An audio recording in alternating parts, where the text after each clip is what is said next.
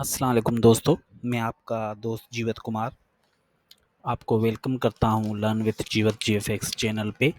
जैसा कि थंबनेल में आप देख चुके हैं कि आज हमारा लेक्चर नंबर 2 है, जो हम पढ़ेंगे डायरेक्ट सिलेक्शन के एडोबी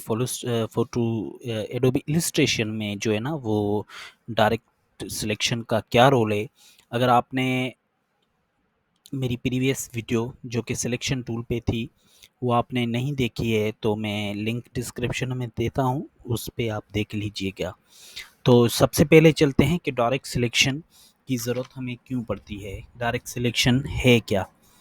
तो यहाँ पे देखें, direct selection tool is equal to A जो है ना वो इसका शॉर्ट की है। अगर आप कीबोर्ड से ए प्रेस करेंगे तो आप डायरेक्ट सिलेक्शन पे आ जाएंगे। This tool is used for move. ये टूल जो यूज़ होता है वो मूव के लिए होता है। किसी चीज़ को हमें मूव करना हो तो उसके लिए ये यूज़ होता है। सेलेक्ट स्पेसिफिक पर्टिकुलर पॉइंट्स, किसी भी पर्टिकुलर पॉइंट को हम मूव कर सकते हैं। एंकर पॉइंट्स होते हैं उनको मूव कर सकते हैं, पाथ्स को मूव कर सकते हैं और शेप्स को मूव कर सकते हैं।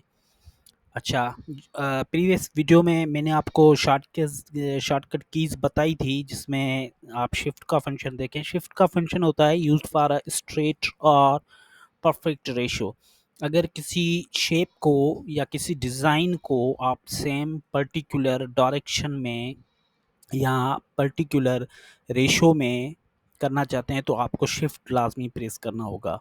तो वो उसी एंगल उसी डायरेक्शन में और परफेक्ट रेशो के साथ या स्ट्रेट फॉरवर्ड होगी। और ये कुछ शॉर्ट कीज़ मैंने आपकी ये सहूलत के लिए रखी हैं। यहाँ पे अल्ट जो है ना वो शॉर्टकट की है कॉपी की। अगर आप किसी शेप को या किसी चीज़ को कॉपी करना चाहते हैं तो आप अल्ट प्रेस करेंगे। कंट्रोल जेड अंडू का शॉर्टकट की है। Control G for group. Group क्या होता है? कोई भी दो तीन चार चीज़ें जिनको हम एक ही ग्रुप में मूव करेंगे तो उसके लिए उसको ग्रुप करना पड़ेगा। उसका शॉर्टकट की है कंट्रोल जी। इंशाल्लाह हम प्रैक्टिकल जब करेंगे तो आप इसको समझ जाएंगे। Control D repeat a process. अगर किसी शेप को आपने देखा होगा प्रीवियस वीडियो में, किसी शेप की अगर कॉपी की थी तो कंट्रोल अल्ट से कॉपी की थी और कंट्रोल अल्ट डी प्रेस करने से आप उसको प्रोसेस रिपीट करेंगे। सॉरी, यहाँ पे अल्ट में भूल गया था। अब चलते हैं हमारे आज के टूल की तरफ। ये डायरेक्ट सिलेक्शन यहाँ पे दिया हुआ है। डायरेक्ट सिलेक्शन अगर हम किसी भी शेप को क्रिएट करते हैं तो यहाँ पे देखें, ये जो पॉइंट्स हैं इन्हें हम कहते हैं एंकर पॉइंट्स। अगर डायरेक्ट सिलेक्शन को मैं सिलेक्ट करके इस एंकर पॉइंट को ऐसे करूँगा तो ये चारों तरफ से हो जाएगी। अगर मैं किसी भी एक पॉइंट को यहाँ से इसको सिलेक्ट करूँ, अब एक पॉइंट सिलेक्ट हो गई, आप देख रहे होंगे। इस एक पॉइंट को मैं ऐसे करूँगा तो ये फंक्शन होगा डायरेक्ट सिलेक्शन से। आई बात समझ में? हम इसका अगर यहाँ पे मैंने प्रेस किया तो ये देखें दोनों पॉइंट सिलेक्ट होगी। कंट्रोल जेड करता हूँ, वापस आते हैं हम।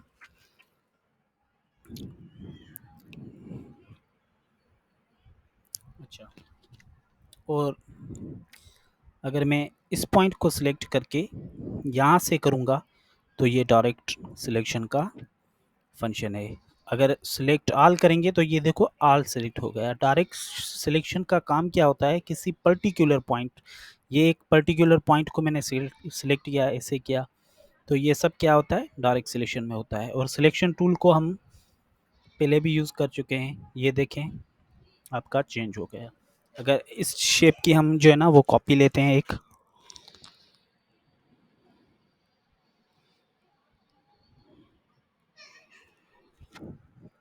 ये देखें मैंने कॉपी ली। और हम फिल और स्ट्रोक के बारे में भी कुछ आज सीखेंगे। इसका आप देख रहे होंगे जो फिल है ना वो वाइट है और स्ट्रोक ब्लैक है। अब मैं फिल को जो है ना वो एक कलर चूज़ करता हूँ फिल का। यहाँ पे कलर पे गया, यहाँ पे फिल पे, और डबल क्लिक करके इसको रेड कर दिया फिल को। अब हैंडल्स आपको समझाने थे कि हैंडल्स क्या होते हैं। ये जो है ना ये पर्टिकुलर पॉइंट्स, इनको एंकर पॉइंट्स भी कहा जाता है और हैंडल्स भी कहा जाता है। ये देखें, ये एंकर पॉइंट्स हैं। अगर हम यहाँ पे इनको सिलेक्ट किया तो ये एंकर पॉइंट और ये आ गए आपके हैंडल्स। अगर मुझे किसी चीज़ को डिलीट करना हो, किसी एंकर पॉइंट को, तो मैं यहाँ से एक पेन टूल, यहाँ पे कर्वेचर सॉरी पेन टूल पे डिलीट एंकर पॉइंट, अगर मैं इस एंकर पॉइंट को डिलीट करना चाहता हूँ तो ये आप देखें डिलीट हो गई। अब हम ज़्यादा इसको अच्छी तरह से समझने के लिए एक शेप ड्रा करते हैं। जैसे मैंने एक शेप ड्रा किया, सॉरी शेप की साइज में, या इसको हम डिलीट करते हैं। शेप पे जाते हैं, यहाँ पे एक शेप बनाया हमने,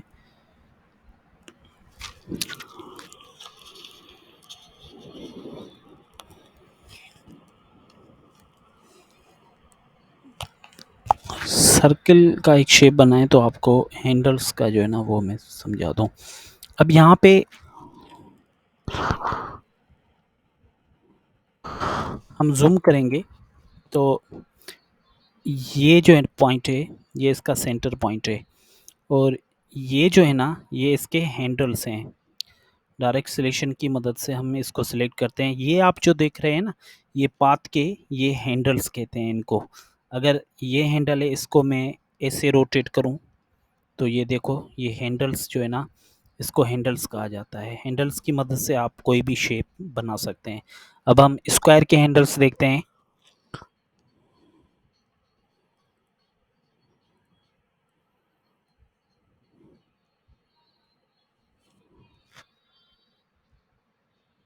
ये देखें, ये मूव हो रहा है। तो उम्मीद है कि ये वीडियो आपको पसंद आई होगी।